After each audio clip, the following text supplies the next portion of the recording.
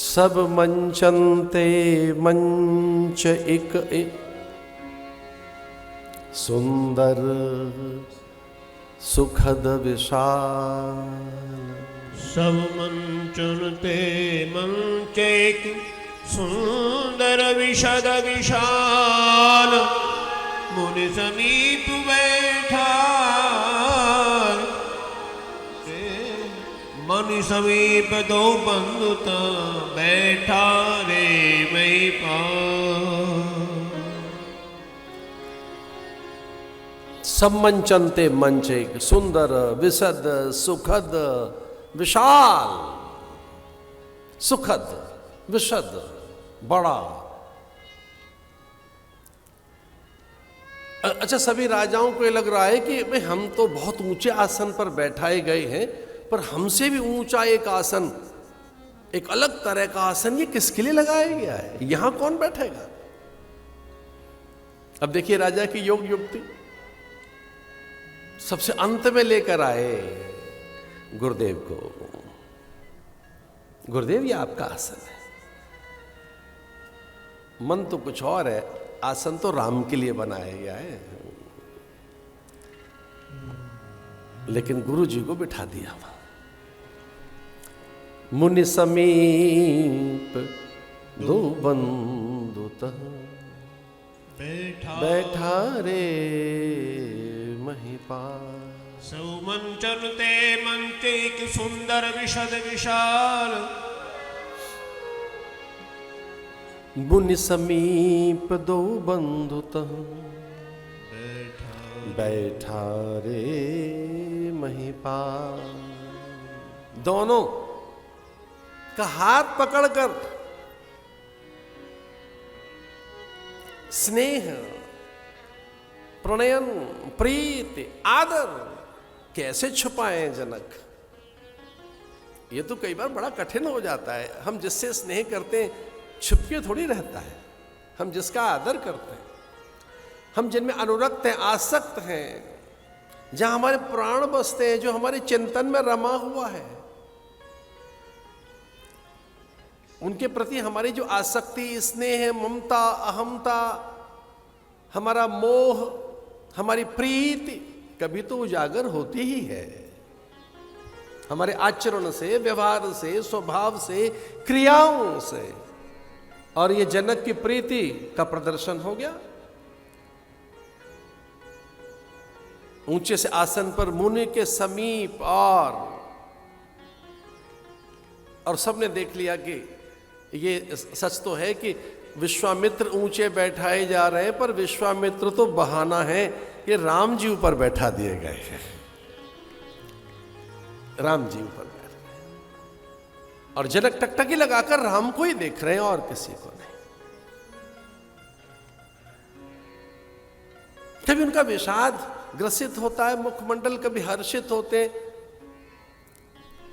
चूंकि जनक जिसे देख रहे हैं वो उनकी आशा है, वो उनका भविष्य है, वो उनका विश्वास है, वो उनकी प्रतिज्ञा की पूर्ति है, वो उनके प्रयोजन की पूर्ति है, वो उनका इष्ट है, वो उनके उपास्य देव हैं, वो उनका स्वामी है, वो उनका सर्वस्व है,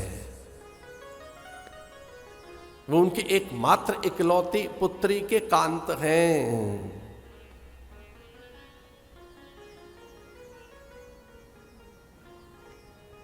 भगवान घर में हो तो किसी और को क्या देखें? भगवान सामने है तो कोई अन्य क्या देखे? जनक तो विदेह और त्रिकालदर्शी थे, सब जानते ही तो थे कि अगर जनक नंदिनी हमारे यहाँ आए तो राम तो आएंगे ही। और वो एक बात और जानते थे, वो हम आपको निवेदन करेंगे। भगवान साधन साध्य नहीं है, अनुष्ठान साध्य नहीं है, मंत्र साध्य नहीं है, यज्ञ साध्य नहीं है, दान साध्य नहीं है, भगवान कृपा साध्य है। आपको मंत्र से, दान से, व्रत से, अनुष्ठान से, तपस्या से परमात्मा को प्राप्त कर लेंगे? ना ना ना ना। इससे तो कहीं ऐसा ना हो कि आपको ज्ञान हो जाए, हमने तप किया है, जप किया है, दान दिया है, अनुष्ठान किया है, और आप समझते क्या है, आप सन्यासी नहीं है, मैं सन्यासी हूं। कई बार ये भी तो ज्ञान रहता है तपस्वियों को, ये तो सामान्य है और हम देखो कितने असामान्य हैं। कहीं तप से आप में कहीं अहंकार तो नहीं आ जाएगा और ठाकुर दूर चला जाएगा। तो भगवान न तो साधन साध्य है, न तप साध्य है, न जप साध्य है, न यज्ञ साध्य है, फिर भगवान क्या है? कृपा साध्य है।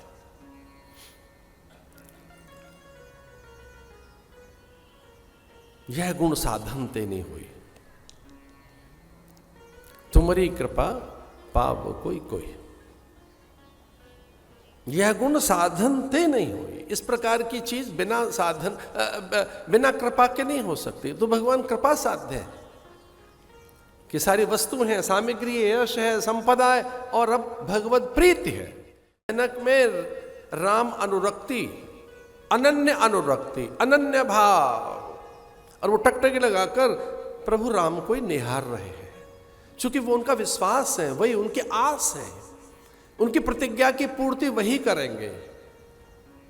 उनकी जितनी प्रतिज्ञाएं जो उन्होंने शपथ ली हैं, व्रत लिए हैं, जो घोषणाएं की हैं उन्होंने, उन सब की पूर्ति वही करेंगे और वो उनके जीवन का प्रयोजन भी है, प्रयोजन की पूर्ति वही करेंगे।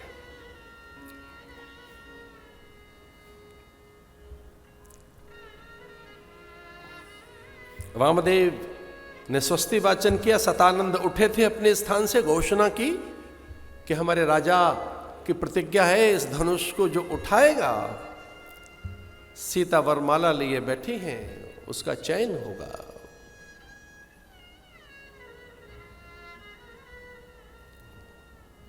अब कल्पना तो करके देखो कि पौर्णिमा का चंद्र हो और तारे भी हों, वो कितनी बलशाली हैं, वे नक्षत्र अत्यंत सामर्थ्यवान हैं, पर चंद्र के सन्मुख वो बेचारे क्या दिखते हैं।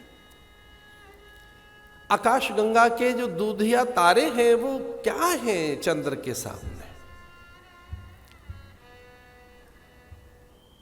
सूर्य के सामने दीपक है क्या बेचारा। यद्यपि पूजा का दीपक है, आदरणीय दीप है, देवताओं के लिए उसका अधिष्ठान किया गया है, लेकिन देव पूजित दीप भी क्या सच में प्रकाशवान है सूर्य के सन्मुख।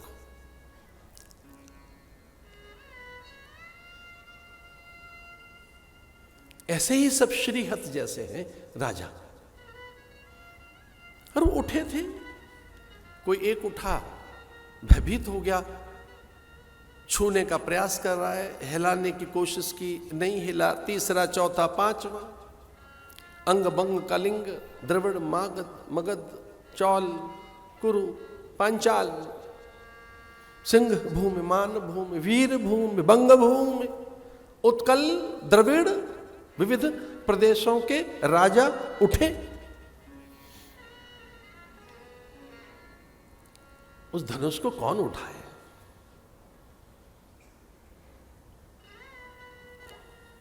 जिसका अधिकारी केवल राम है।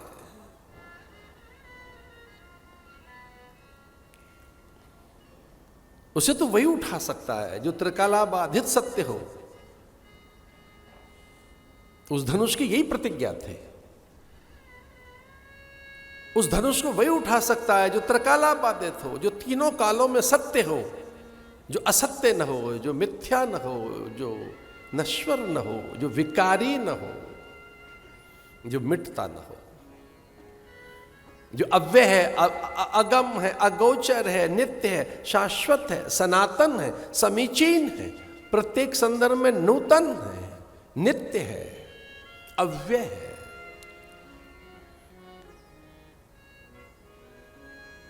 वही उस धनुष को उठा सकता है। इसलिए वे सब प्रयास तो कर रहे हैं, लज्जित होकर, थकित होकर, श्रमित होकर, श्रीहत होकर, सर झुकाते हुए अपने अपने स्थानों पर बैठते जाते हैं। सौनृप भये जोग उपहासी, जैसे बिन विराग सन्यासी। अब उनको उपहास भी हो रहा है, उनकी उपेक्षा भी हो रही है। जो उनके स्वजन बंधु बांधव, जो उनके सचिव सेवक मित्र अथवा उनके मंत्रीगण आए थे, उनसे कैसे दृष्टि मिलाएं? उन्हीं के सामने बलहीन दिख रहे हैं, श्रीहीन दिख रहे हैं, तेजहीन।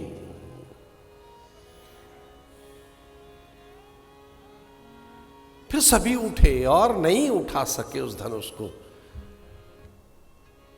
भूप सहस 10 एक ही 12 लगे उठावन तरई न तारा।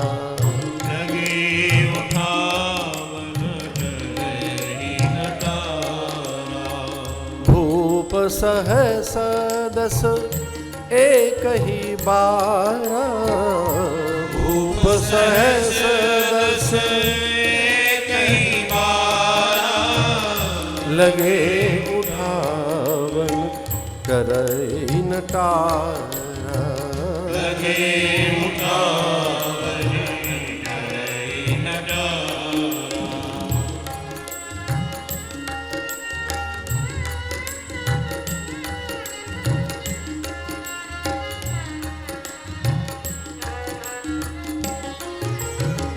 तजौ आस निज निज गृह जाऊं।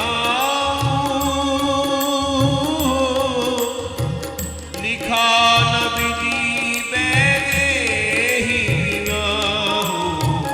लिखा नो विधि वैदेही विवाहु।